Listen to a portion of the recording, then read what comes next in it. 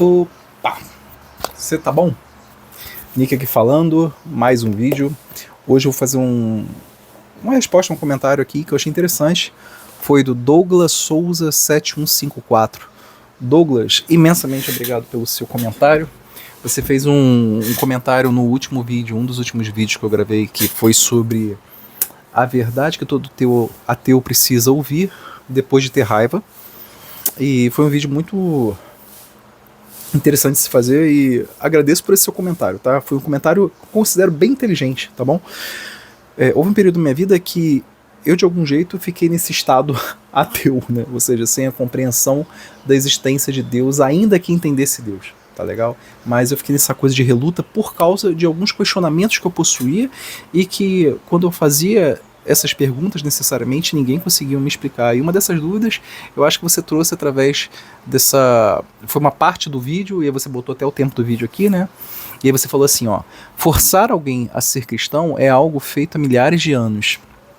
Você pode ser diferente, no caso falando de mim, né? Mas o comum é, as pessoas que não são cristãs são forçadas a aceitar cristianismo. Pessoas, sendo ou não cristãs, são julgadas. Então, cara, eu entendo o que você falou aqui, eu entendo a essência, concordo com ela parcialmente. E eu vou te explicar o porquê, porque também, de algum jeito, houve uma iluminação na minha forma de pensamento, tá legal? Quando você fala aqui sobre cristão e cristianismo, a minha pergunta para você, o que você considera cristão, o que você considera cristianismo? Porque eu também, de algum jeito, fiquei perdido. Eu acreditava que os conceitos que chegavam até mim sobre esses dois signos, né, que é cristão e cristianismo, já existia tipo uma aceitação sobre aquele conceito. Ou seja, cristão é aquele que segue Cristo, né? E cristianismo é como se fosse o pensamento relacionado a Cristo, alguma coisa do gênero. Só que era tão genérico, e aí eu fui vendo ao longo do tempo que não era tão simples quanto parecia, e isso acabou me tirando de um cenário que não me fazia reconhecer esse Deus qual eu estou conhecendo hoje, que eu chamo de Pai através de Jesus, e eu entendo que ele seja o Deus real. Tá legal? E por quê? E aí foi mais por experiência pessoal, tá legal? Então eu passei a minha linha religiosa, enquanto acreditava nisso aí que se chama de religião, né? Eu não acredito mais em religião hoje como as pessoas acabam colocando, mas eu já fui católico. Eu já vivi um tempo da minha vida católico. E eu, por viver o catolicismo de uma forma comum, como a maioria das pessoas vive na sua inocência, sem entender o catolicismo ortodoxo, eu não tinha os limites que o catolicismo ortodoxo acaba pregando. E uma das coisas que me chamava a atenção, e quando eu comecei a entrar mais nesse assunto, é tipo assim, que se você comete pecados para um católico ortodoxo, necessariamente você vai se ferrar, você vai para o inferno, aquela coisa como tal, né?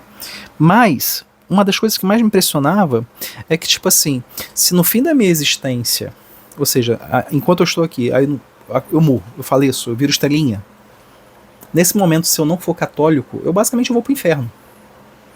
E aquilo para mim não batia.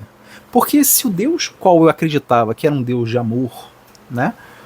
Como que ele poderia me botar no inferno só porque eu não me virei católico? Eu comecei a ver que existia uma bolha, a bolha dos católicos. Não tô falando do católico comum, a maioria dessa galera que vai pra igreja no final de semana. Não tô falando dessa galera porque a maioria não tem nem compreensão disso. Existe uma inocência por parte das pessoas, porque, tipo assim, foi apresentada para elas, não quer dizer que elas tenham que seguir a forma do catolicismo ortodoxo. Tá legal? Mas a base é essa. É como se fossem leis que deveriam ser respeitadas. Não são, mas nesse chip, tá legal? E na compreensão de alguns é isso.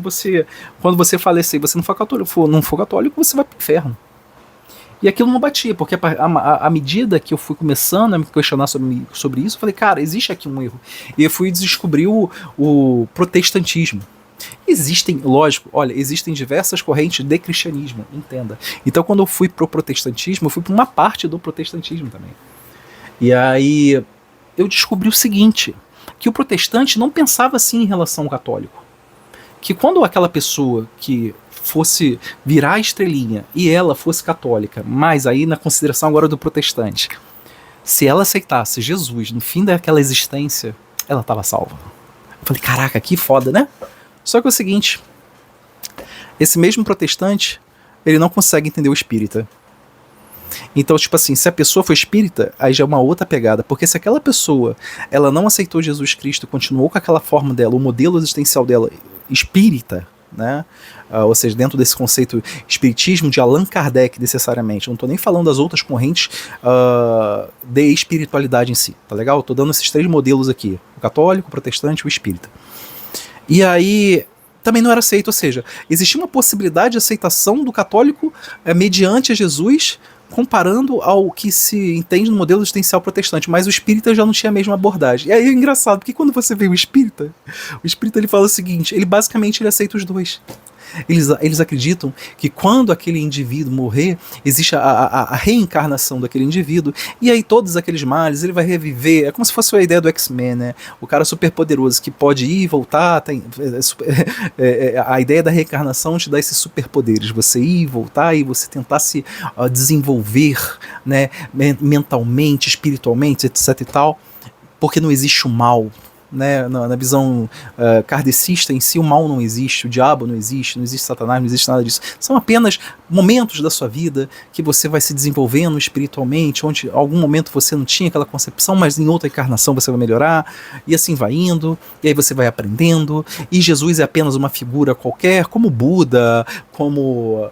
Enfim, todas essas, como fala, autoridades espirituais, ele é só mais um, porque todos foram mensageiros, todos são especiais. E é isso.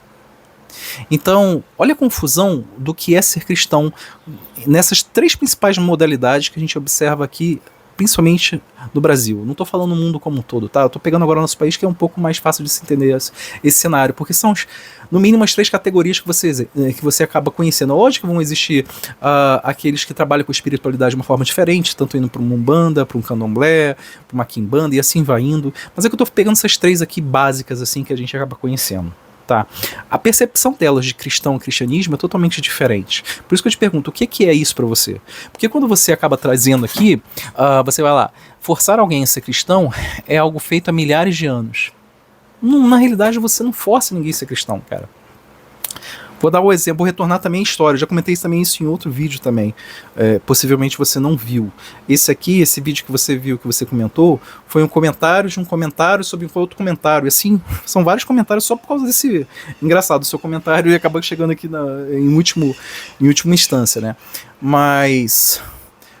Houve um momento que eu comentei sobre os caminheiros. Eu não sei se você conhece os caminheiros. Os caminheiros, eles eram aqueles que conviveram com Jesus enquanto ele existiu, né? E ele ressuscitou, viram todos aquele processo de, entre aspas, milagres acontecendo.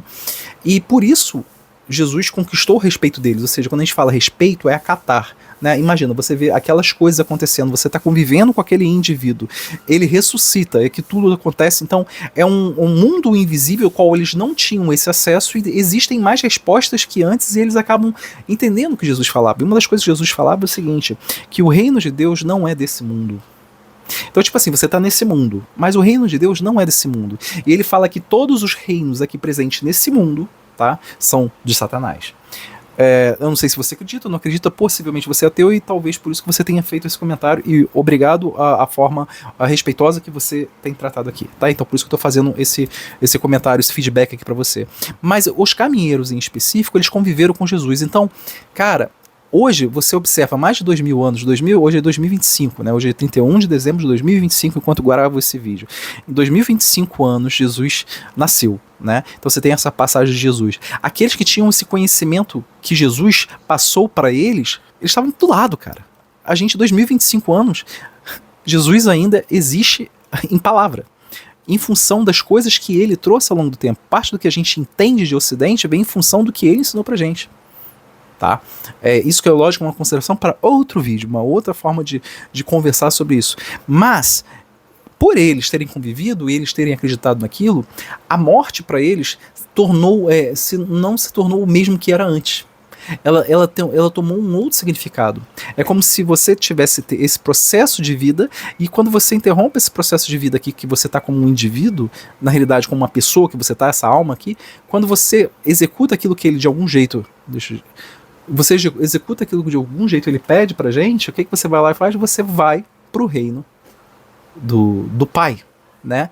E eles acreditavam nisso, e eles foram perseguidos por acreditarem em Jesus. E Jesus já tinha profetizado sobre isso, aqueles que seguissem ele seriam perseguidos. Tá legal? E... ou seja, não casa muito com isso que, tipo assim, forçar alguém a ser cristão é algo feito há milhares de anos. Eles fizeram isso porque eles acreditavam. Você entende isso? Eles não foram forçados, eles acreditavam e eles morreram. Mas eles não se suicidaram. Não. Eles apenas estavam lá e foram perseguidos naquele momento e foram mortos por acreditar em algo.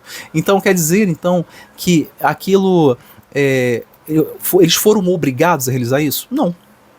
Tá entendendo? Quando você tem essa essência, essa base lá no início, por isso que eu tô trazendo essa essência, essa base lá no início, porque isso é super importante e é o que falta à maioria dos cristãos, do que se dizem cristãos na atualidade, na modernidade. Eu particularmente, eu tenho um pouco de problema de falar que eu sou cristão, eu tenho um pouco de problema de falar que eu sigo alguma coisa chamada cristianismo, porque não é verdade. Eu tento me aproximar o máximo possível daquela corrente que existiu, e é aquilo que reside de fato a verdade. Não o que a gente vê hoje nessas complicações religiosas modernas. Agora, quer dizer que por causa de todo esse erro que aconteceu, eu tenho que falar que o cristão ou o cristianismo é isso? Porque é como se eu estivesse ressignificando um termo que de fato não é. O que eu quero dizer é, aquela pessoa que seguiu a Cristo, acreditou no que ele falou, esse de fato poderia ter sido chamado cristão. Mas tudo que veio posteriormente, essa bagunça, foi ressignificado. É isso que estão sendo chamados de cristãos e eles não são. Você está entendendo? Eu não sei se eu estou conseguindo me expressar. É como se o que eu quero falar é, como por exemplo, se eu pego esse relógio aqui, pego um relógio. Hoje eu chamo ele de relógio, ele conta o tempo, certo? E é como se lá no futuro ele virasse apenas um souvenir. Porque ele quebrou, não tem mais a bateria, alguma coisa do gênero, ele virou um souvenir, só virou um enfeite. E lá na frente alguém fala assim, não, o que é isso aqui? Ah, o nome disso aqui é relógio. E para que ele serve? Ele serve somente para enfeitar. Mas peraí, qual que era a função inicial desse relógio? Era contar o tempo. Você tá entendendo o que eu tô querendo falar?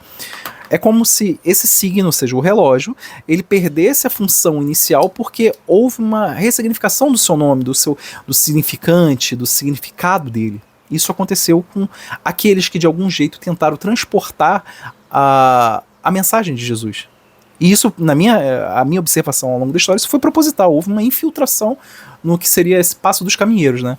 E você fala assim, você pode ser diferente, mas o comum é as pessoas que não são cristãs são forçadas a aceitar o cristianismo. Não estou falando, ninguém é forçado a aceitar o cristianismo, tá legal?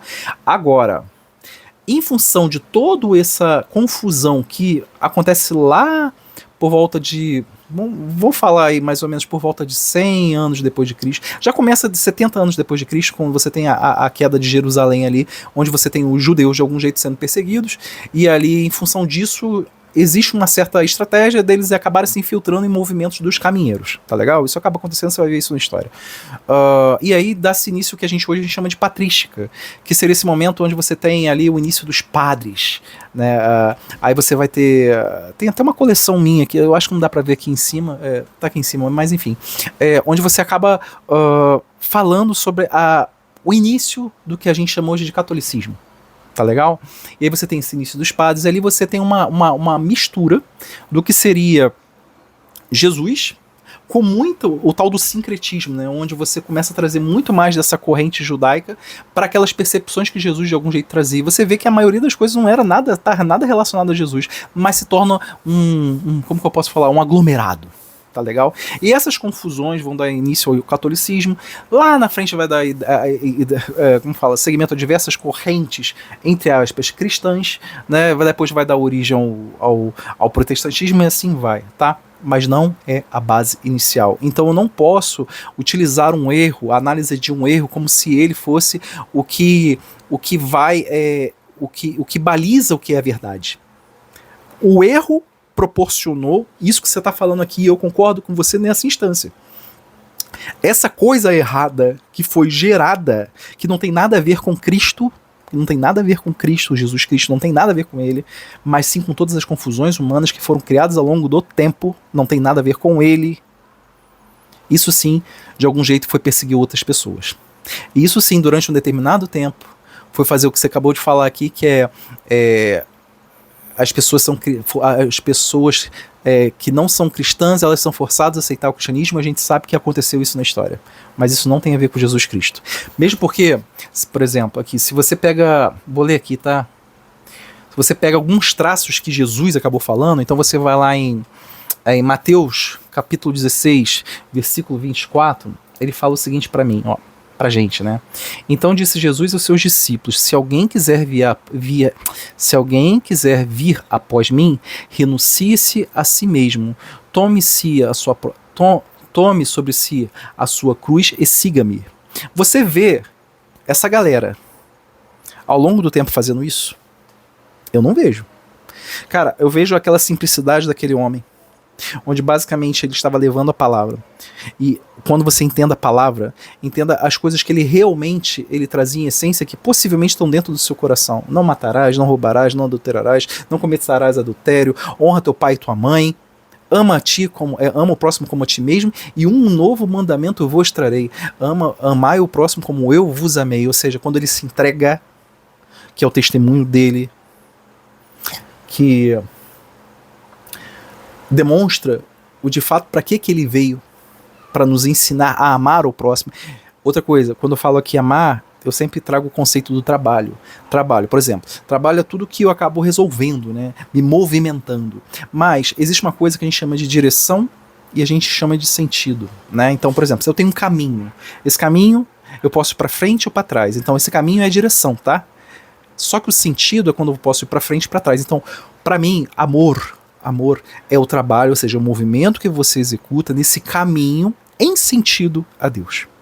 E como que eu faço isso? Ele foi o único, na minha percepção, no meu modelo existencial, por isso que eu falo que você tem um livre-arbítrio de você, a sua escolher o que você quiser, mas eu estou aqui compartilhando com a minha percepção. Ele é o único que traz isso ao longo da história, porque ele é o único que fala de amor desse jeito como eu estou te falando. E ele não somente fala, mas ele vive. E isso é diferente do que você observar, pega, por exemplo, uma Bíblia católica ou protestante, que vai estar adotando o Velho Testamento. Eles falam assim: mas existe uma nova aliança, mas você tem o livro do Velho Testamento, o Novo Testamento, vocês não podem separar. Pode separar sim, porque nada tem uma coisa a ver com a outra. Jesus, ele não veio trazer aquilo lá. Ele não trouxe aquilo que está no Velho Testamento. Ele veio falar: existe somente um pai. E esse pai, ele ama você. E ele vem lá e ele mostra isso através do seu testemunho. Ele nasceu sim num berço judaico, mas ele não era judeu. Fala-se lá que ele é filho unigênito do pai, ou seja, a gênese dele, que é monogênese, né, que se eu não me engano em grego, mas quando você vai lá e você vê a gênese dele, quem o gerou foi o próprio Deus através da ação do Espírito Santo, ou seja, a natureza dele não era a mesma natureza que a nossa, por isso ele pôde fazer o que ele fez de algum jeito, para nos mostrar como realmente devemos agir aqui em terra. Primeiro para consigo, e a relação para com esse pai, e um para com o outro, por isso a ideia do amor, que nunca existiu antes, e por isso sua especialidade. E quando ele vai lá e fala assim, né, que nem eu tô falando assim, em Mateus, capítulo 16, versículo 24, né, então disse Jesus aos seus discípulos: se alguém quiser vir após mim, renuncie a si mesmo, tome-se a sua cruz e siga-me. As pessoas não fazem isso. As pessoas querem delegar as suas vidas para as outras, elas não têm responsabilidade sobre si mesmo, né? Uma das coisas que ele falou, outra das coisas que ele vai lá e fala assim, Jesus, ele rejeita o julgamento moral imposto um ao outro, né? Que no caso é: não julgueis para que não sejais julgados. Quando você vai nesses templos de pedra que dizem que são cristãos, as pessoas dizem que são cristãs e falam do cristianismo, o cristianismo é uma ideologia que não tem a ver com Jesus Cristo. Então, elas não julgam o próximo? Elas podem fazer isso? Não, elas não podem, porque o próprio Jesus ele fala. Isso acontece em Mateus capítulo 7, versículo 1. Não julgueis para não sejais julgados. E essa galera, você entra lá, tá fazendo fofoca um do outro, porra. Isso é real? Isso tem a ver com o rei, o Deus, o próprio Deus, o Pai? Não, não tem. Você tá entendendo? Mas eles falam que tem. Aí ele também fala assim, outra coisa, Jesus ele separa o indivíduo da multidão, isso é super importante, por isso que nesse canal eu sempre falo da individualidade, ainda que eu esteja aqui compartilhando pensamentos pessoais e por vezes eu caia nessa complexidade que de algum jeito poderia ser dita religiosa, embora eu não concorde com esse nome religião e eu explico isso em outro vídeo, mas eu tô trazendo aqui parte dos meus pensamentos, vocês têm que entender parte do meu modelo existencial, então é inevitável. Não é, o foco do meu canal aqui não é falar de Deus nem falar de Jesus, mas trazer alguns pensamentos que ele permite compartilhar com meus irmãos ao longo do tempo. A minha ideia é construir um outro canal onde eu possa trazer um pouco mais desse modelo essencial, não somente os pensamentos aqui, como eu estou tentando trazer, tá? Mas ele fala assim, aqui a ideia é sempre tratar do indivíduo, por isso que eu tenho muito essa preocupação, porque quando eu olho meu entorno, está todo mundo lidando com o coletivo sem se preocupar consigo. Né? E ele fala assim lá em Mateus capítulo 7, versículo 13: entrai pela porta estreita, porque larga é a porta e espaçoso o caminho que conduz à perdição, e muitos entram por ela. Cara, você não observa isso? Quando eu vejo esses templos de pedra, você não vê isso, cara. Não é fácil você entrar nessas... Cara, você já reparou que ele demonstra dificuldade você seguir ao Pai, e quando eu vejo é muito fácil você entrar nessas igrejas. Você não acha que não é fácil? Pô, se você quiser sair agora da tua casa, você pode ir para qualquer igreja. Não é verdade? O que está sendo pregado lá? Será que está sendo pregado Jesus, o que ele realmente fala? Ou será que está sendo... Coloca um nome assim, Jesus, aí você entra. E quando você olha, ela está falando do Velho Testamento, onde não tem nada de amor. Não é verdade? Você consegue perceber isso? Tudo o que tem sido falado sobre Jesus não tem a ver com Jesus. Para você entender o que Jesus falou, você vai ter que focar nele e ver qual é a mentira que está sendo aplicada do seu lado. E ele fala da individualidade do indivíduo, do ser. Né? Você como um indivíduo. Não é que você não possa pensar no aspecto comunitário, no aspecto outras pessoas. Pelo contrário, você tem que amar o próximo como ele nos amou. Mas você não é diferente de ser individualista. Né? Mas você tem que se reconhecer como indivíduo. Um conjunto de xícaras não existe sem uma xícara. Tá? Jesus, ele nunca fundou uma identidade coletiva chamada cristianismo. O cristianismo não existe para Jesus, cara. Isso aí foi uma criação posterior. Inclusive isso surge com o catolicismo, tal como a gente sabe, né? Ele vai lá e ele fala, segue-me. Ele sempre vai, segue-me. Ele não tem, cara, não é uma corrente ideológica. Você vai lá, você lê, você tira os princípios e você matura a sua vida em função daquilo. Deixa eu ver aqui. Lá em Mateus 16, 27 e Romanos 14, 12, dá a mesma ideia de cada um dará conta de si mesmo a Deus. Ou seja, você é responsável pelas suas ações. Quando eu observo, quando você vai nessa maioria desses templos de pedra, o que acontece? Você acaba trazendo a sua vida, a sua responsabilidade, você acaba delegando aquele intermediário que está ali e que é um outro ser humano. O único mediador de Deus em terra foi o próprio Jesus. Tá? Cara, eu acho que é isso, de acordo com o que você acabou falando aqui, né? Eu concordo, que nem falei, eu concordo parcialmente com o que você acabou colocando, só que eu acabo trazendo os pesos para as palavras. Entender que cristão e cristianismo vai depender da corrente que você está seguindo, ou seja, a igreja que você está seguindo, ou mesmo você como ateu, não sei se você é ateu ou não, possivelmente sim, ou agnóstico, mas entender o conceito.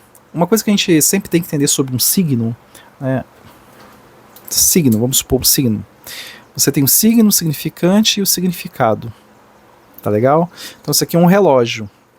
O relógio, aqui ele está comigo, isso aqui é o significante, é aquilo que eu me refiro. Significado, ele serve para quê? Tá? E o signo é o relógio. Tá bom?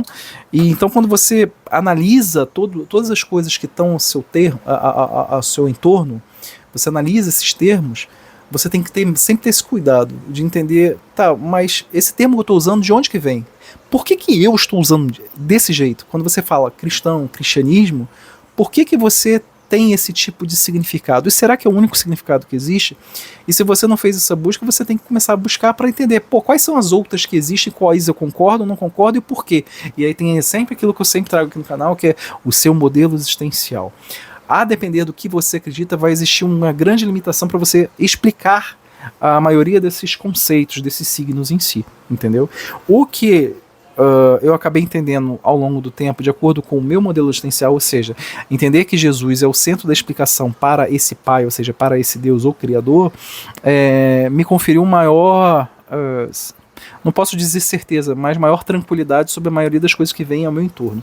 Eu não tenho resposta para tudo. Ninguém tem. E isso é normal. A questão é, por vezes, surgem alguns temas que você tem que, de algum jeito, ter uma explicação para aquilo, porque a sua vida, de algum jeito, depende. dessas explicações. Então você tem que se aproximar o máximo possível, e esse conjunto de informações, ou seja, lembrando que informações é aquilo que dá uma forma interna ao seu ser, elas têm que combinar.